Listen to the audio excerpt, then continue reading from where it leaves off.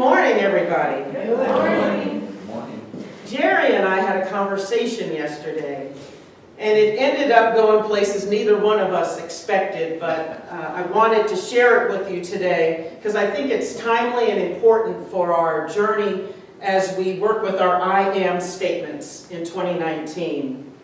So again, this is from Richard Rohr. I really do love him. He is the founder of the Center for Action and Contemplation, and really just has some very deep, mystical explanations of Scripture and life and the Christ and love and Spirit, and really just takes me places I could never go on my own. And what he shared yesterday, or actually several days ago, really spoke to what Jerry and I talked about yesterday. So I want to share that here. There is something about simply sitting still, quietly attentive to your breathing, that tends to evoke less agitated, less thought-driven modes of meditative awareness. When this shift embodies a sincere desire for God, a new capacity to realize oneness with God begins to emerge. Resting in this awareness offers the least resistance to God. As our resistance to God's quiet persistence diminishes, our experience of ourselves as other than Christ dissolves into a meditatively realized oneness with Christ. Little by little, or all at once, we come to that point of blessedness and freedom in which we can say, along with St. Paul, "For me to live is Christ." And that's from Philippians 1:21. For me to live is Christ. So Jerry was talking about using guided meditations, which are lovely because they can clear the mind, help you switch your vibration, and again, take you to places spiritually, emotionally, mentally, that maybe you can't do on your own. Or maybe you're in a state of mind that's agitated, that's frustrated, that's tired, and you need to be uplifted. Guided meditations can take you there. And I've used them often. And I use them often in my meditative practice. But what we talked about is doing a guided meditation as opposed to sitting in the silence. Silence with an S. And what Jerry experienced was that when he sat in the silence, something happened inside of him that doesn't happen in a guided meditation. When we get still and we allow ourselves to open up what is crying out to us within, which is God, which is our soul, which is this longing for love with a capital L, you respond.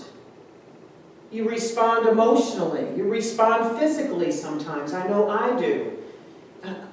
Spiritually.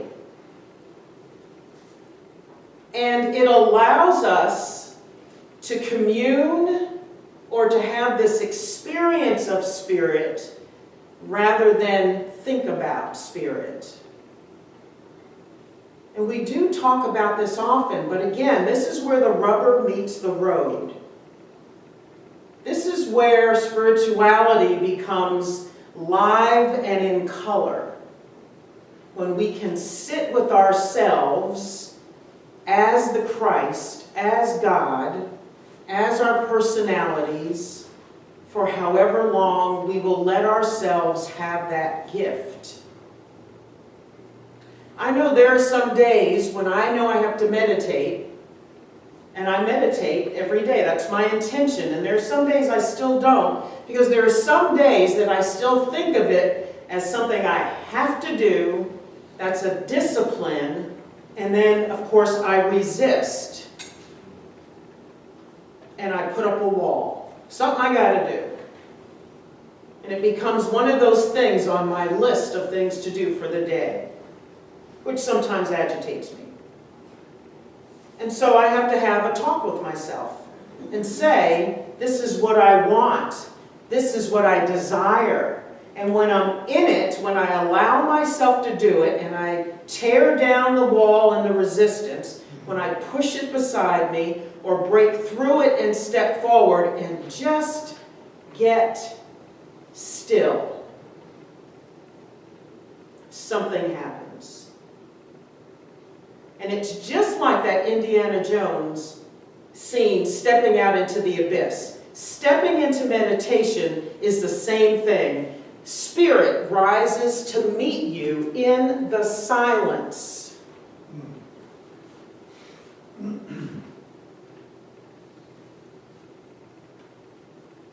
And there's nothing like it. Because even a guided meditation is an outside influence on what happens when you're sitting. And it may be a good influence, but it's not yours. And it may be something you choose at times. But when you choose you, when you choose God, Spirit in its purest form, which is just energy in the quiet, when you hear the quiet and you feel the quiet, it changes your thoughts and your feelings and your knowledge about who and what you are. You will come face to face, right here, and probably closer than that, right here. And God is there. And so what Jerry experienced, and what I often experience, is that I get what his word was fragile, right? You feel fragile. You feel vulnerable, because a lot of my emotions start to creep up when I'm in the silence.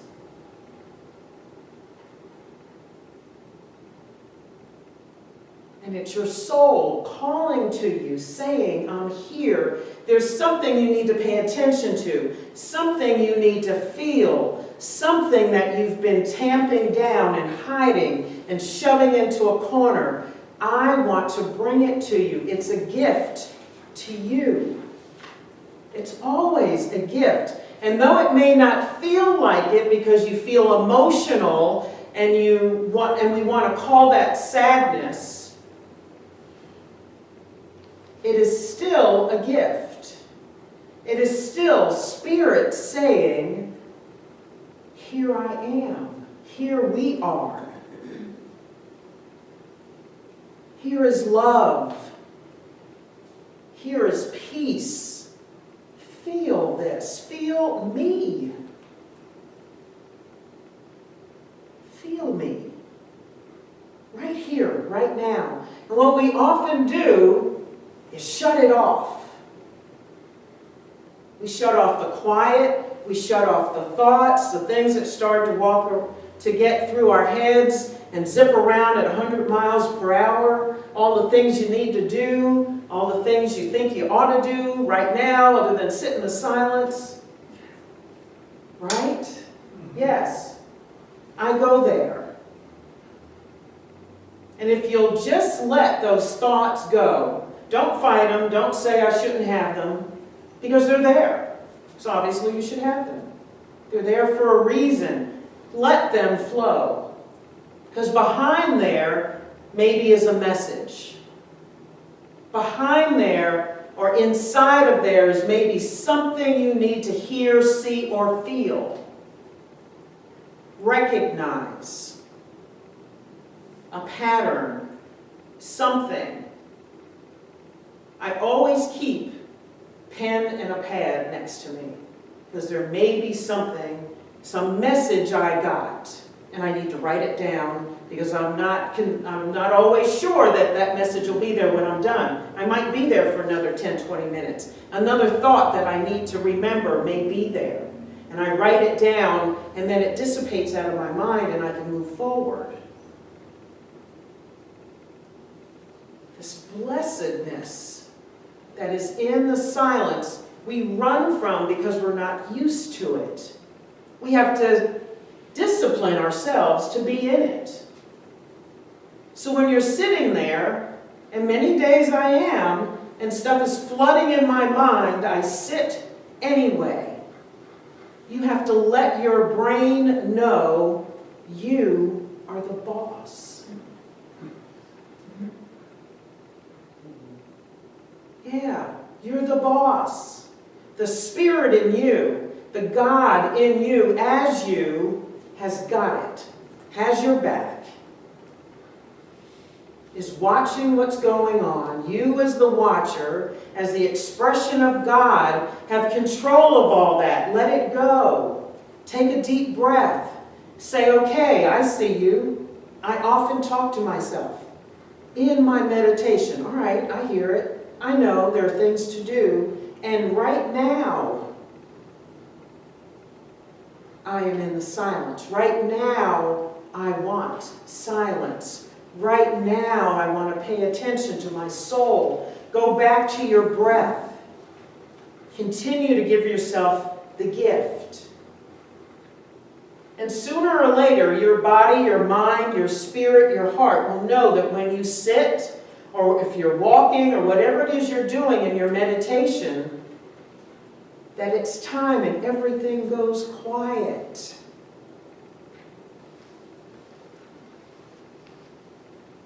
Let's not fight and resist. It takes so much more energy to fight and resist what's calling to you. It might be the next best message that you need for whatever's coming up within an hour, within a day, within a week, or a year. Whatever you need to say next when you stand up from your meditation might be coming in that. There's so much that is within you, Spirit has you, that wants to share, that is guiding you. And we shut it off because we're running around, we're thinking. So, oh, my mind's crazy, so I'm going to get up. And to me, that means I've let my brain win. The thoughts win.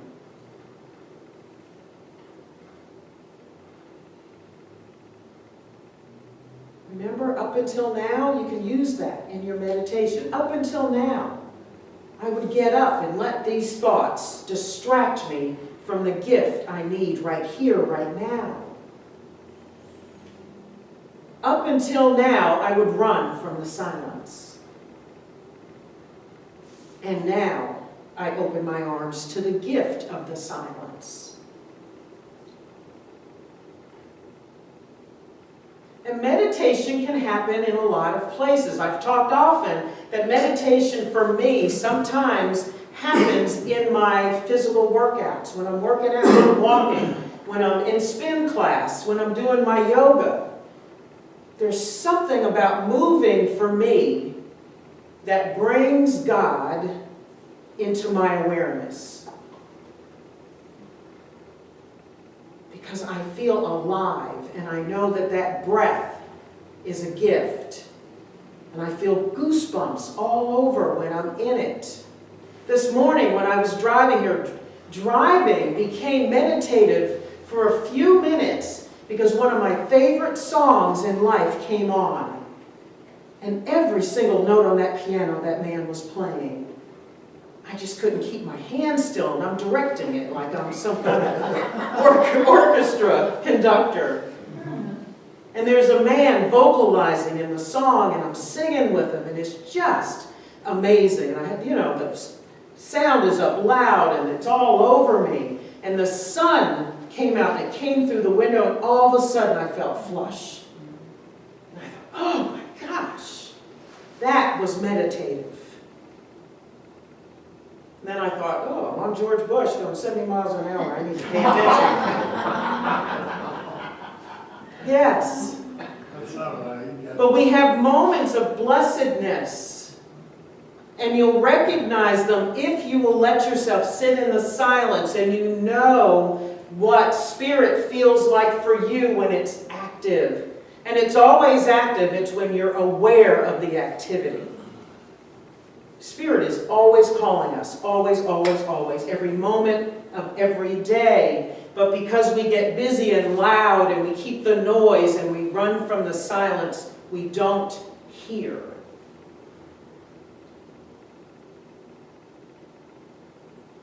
Those few minutes in the car this morning was a gift to me.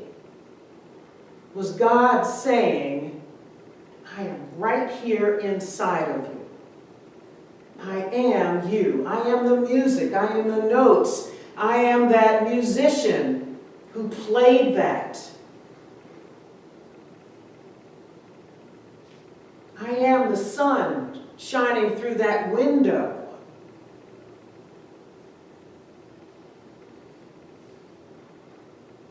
Just blessedness. You may find it in gardening, going for a walk.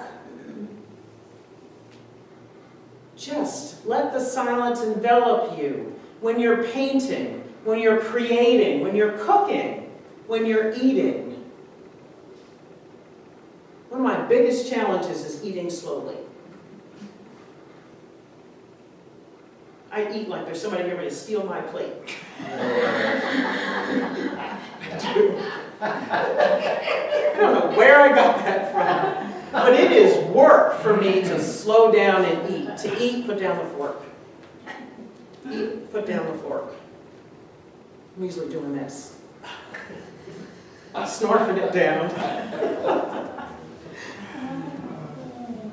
But eating can be meditative if we'll let it be. I know people that bless every bite they take and say, this is nourishing my body, my spirit, my heart, my mind. When they cook, they bless the ingredients and the work that their hands are doing. That's meditative. When we minister to each other, when we hug each other and say hello, that can be a moment of meditation. But I think we recognize it as that when we sit more often in silence and we get to know the feeling that we have as individuals that says, I am you, you are me. We are love.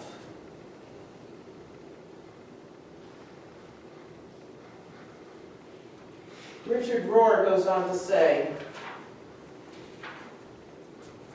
perhaps by trial and error, with no one to guide us, we find our own way to respond to the unconsummated longings of our awakened heart. Discover our own personal ways to meditate. That's what we need to do. When we give ourselves over to these simple acts, we are taken to a deeper place. We become once again more grounded and settled in a meditative awareness of the depth of the life we are living. It reminds you that this is more than experience of a hamster on a wheel, running through our days like mad people. Gotta get it done, gotta get it done, gotta go here, gotta go there, cross it off the list, cross it off the list. And your soul says, there's something deeper. Come experience me. Let's have this together. And then you'll find that that craziness, that hectic part of your life, ceases to be hectic and crazy. It also becomes meditative. And you realize that when you're caught in traffic and you're sitting there and your car's not moving and you want it to move, that you have a moment to breathe. That you have a moment to remember how sacred every breath is. Right? We can freely choose to make ourselves as open and receptive as possible to the graced event of awakening to that meditative sense of oneness with God, one with us in life itself. How beautiful is that? And it's that, those words, the spirit of those words, that's what happens in the silence if we'll give ourselves to it. So yes, it's fine to have guided meditations, to have something talking to you as you sit. But the you that is God has something to say as well.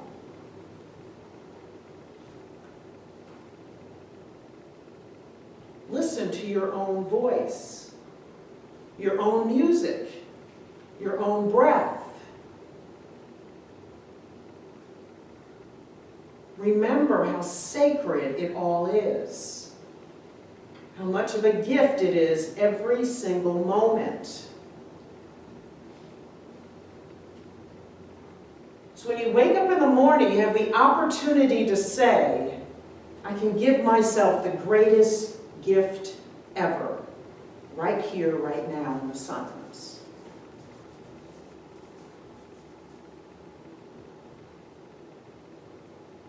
And the question is, will you say yes? Will you sit and let Spirit be in your awareness? Flood your mind, your spirit, your heart. Prepare you for your day. Set you in motion.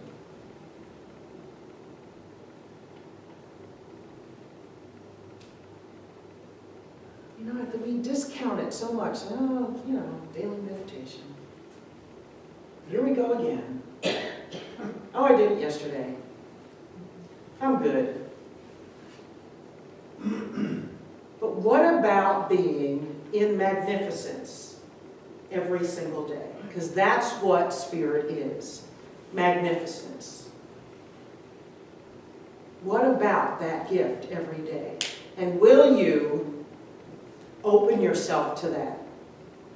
It might take getting up earlier. And yes, that sounds like the last thing we want to do. Is get up earlier. Or go to bed later.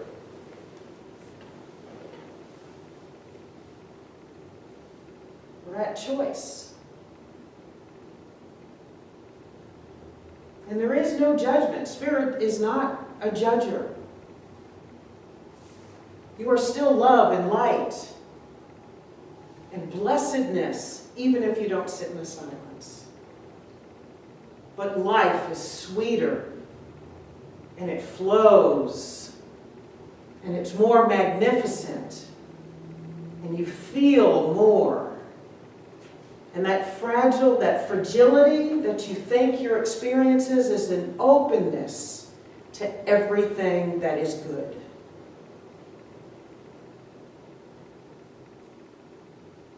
Let yourself have it.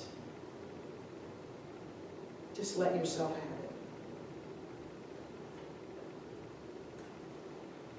it. Yes. Okay, I need to share something with you. About 15 or 20 years ago, Mike and I were attending a class of Dr. David Hawkins, not the physicist, the David Hawkins, a teacher.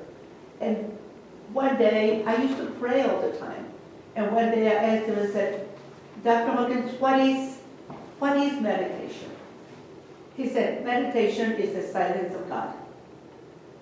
That's what meditation is. And when you tap into the silence of God, you tap into your self-God, or within yourself. Mm-hmm. And it doesn't matter whether it could be chaos, like you say, in the middle of traffic, in the middle of any catastrophe, the silence is always there. All you have to do is tap into it.